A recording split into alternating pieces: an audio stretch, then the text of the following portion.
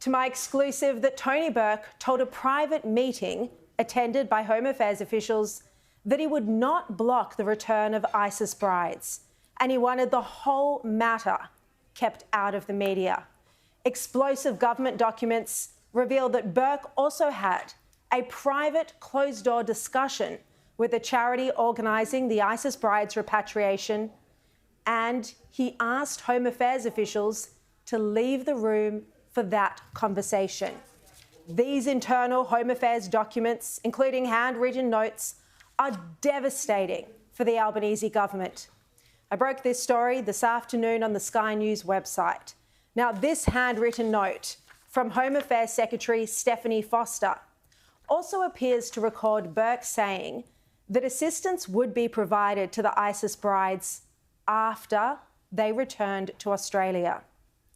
These extraordinary revelations directly contradict both Burke and Anthony Albanese's repeated claims that they knew nothing about the return of the ISIS brides and played no role in it. It indicates now that they misled the public when they initially dismissed media reports that ISIS brides were coming home as wrong. Now, just to recall, this is what Albanese said on the very first day he was asked about this. What actions has your government taken to guarantee the safety of Australians if these people return? Those reports are not accurate. And on the second day, he was asked about this again, and Labor laughed, and Anthony Albanese even bagged us at Sky News. Thank you, Mr Speaker. My question is to the Prime Minister, and I refer to his answer yesterday where he rejected reports that ISIS brides were coming to Australia. Last night, Sharri Markson revealed on Sky News that Deputy Commissioner Dave Hudson had confirmed New South Wales Police were, quote, working through that issue with the Commonwealth, end quote. Can the Prime Minister explain this contradiction? Thank you. There is no contradiction between my answer yesterday was absolutely correct. The report yesterday was wrong. I declared it to be wrong, and long may the opposition continue to get their questions from Sky After Dark. Well, that was in September. Who's laughing now? For the truth, we need to go back 3 months to June.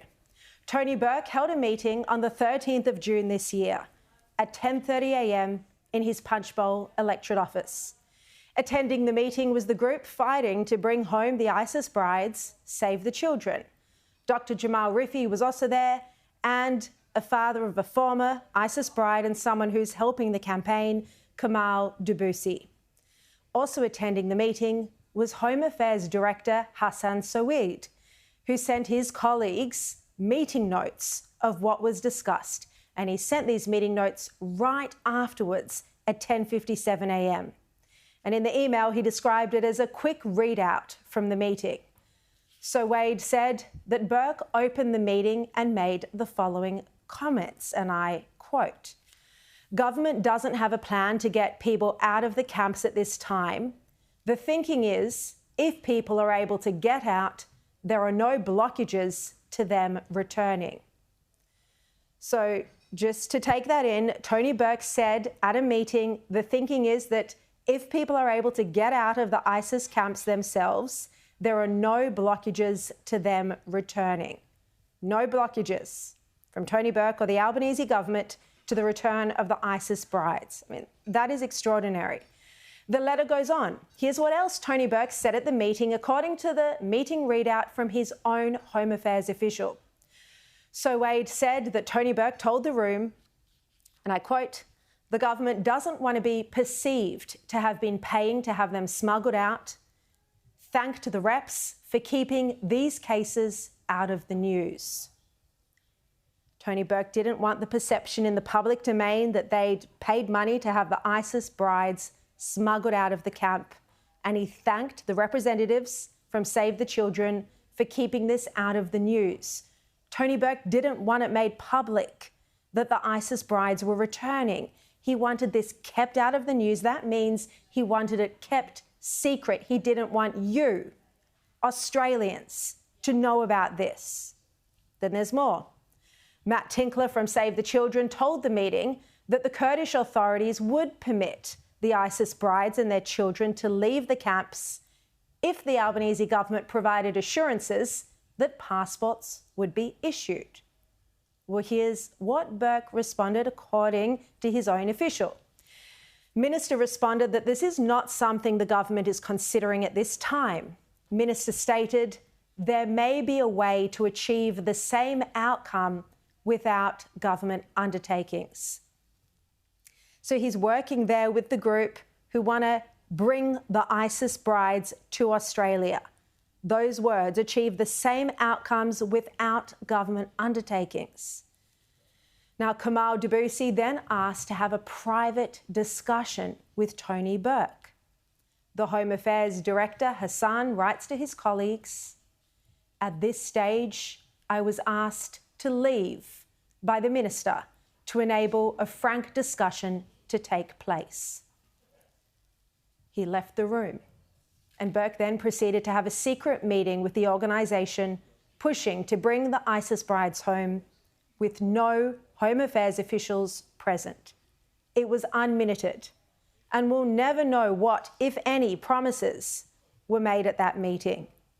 But we do know that in August, again, before any of this became public, Save the Children sent Tony Burke a follow-up letter pressing him to issue travel documents. They wrote, "A precondition of any US-facilitated repatriation will be the children and their carers possess appropriate travel documents, as is their right as Australian citizens." Now, the following paragraphs are blacked out, so we don't know what was written there, but the letter picks up again to say, "We assume that the government's usual process will be followed in these circumstances, including sending the passports to a consular point in Erbil to issue." Now, presumably this is what happened or is happening because we are now expecting the return of the ISIS brides and their families in the next little while. Well, I spoke with Shadow Home Affairs Minister John O'Duniam about this. He's going to be on the show a bit later, but he said it looks like Australians were misled. I think that either the Minister hasn't been clear and direct and open and perhaps honest with the Prime Minister, or indeed the Prime Minister knew exactly what was going on, and this is my fear, that everyone inside government, inside the Cabinet, knew exactly what was going on here. Then here's what's even more worrying. Home Affairs Secretary Stephanie Foster had a meeting with Tony Burke to discuss this issue. She took handwritten notes during that meeting, which we now have. Again, I've got them here. I can show them to you. Now, her note appears to record Burke saying that assistance would be provided to the ISIS brides after they return to Australia. Now, it says TB in the column. You might be able to see that on your screen if you've got good eyesight. And again, this was a meeting she had with Tony Burke, and then it says help after we've got them home. And the word after, as you can see there, is underlined. Now, the rest of the documents are heavily redacted. Pages and pages of redacted documents. So this is only a small window into what we know about the Albanese government's secret discussions about bringing the ISIS brides home. Now, during Senate estimates in October, Senator James Patterson, who has done an exceptional job this week and every week in estimates, he asked whether Tony Burke had held a private discussion with Save the Children without a Home Affairs official present. Do you know whether the departmental official at this meeting was asked to leave the meeting at any point? I'm not aware, Senator. You don't know whether the Minister had a private discussion with Save the Children without the official present? I wasn't at the meeting, Senator. I know, but is it reflected in the notes of the meeting? Again, Senator, I can't recall all of the content of the outcomes. So that question was taken on notice, and the department has now this week confirmed, and I quote, "Towards the end of the meeting, one of the participants asked for a private meeting with the Minister. The outcome of that further discussion is made clear in the attached letter from Save the Children." Now, Tony Burke told me today the notes and the letter which were discussed in estimates on Tuesday confirm what the government has always said. There was a request from Save the Children to conduct a repatriation operation. It was refused. There was no repatriation and no assistance. Public servants did what they were legally obliged to do and no more. So that's Tony Burke's response to all that I've revealed tonight.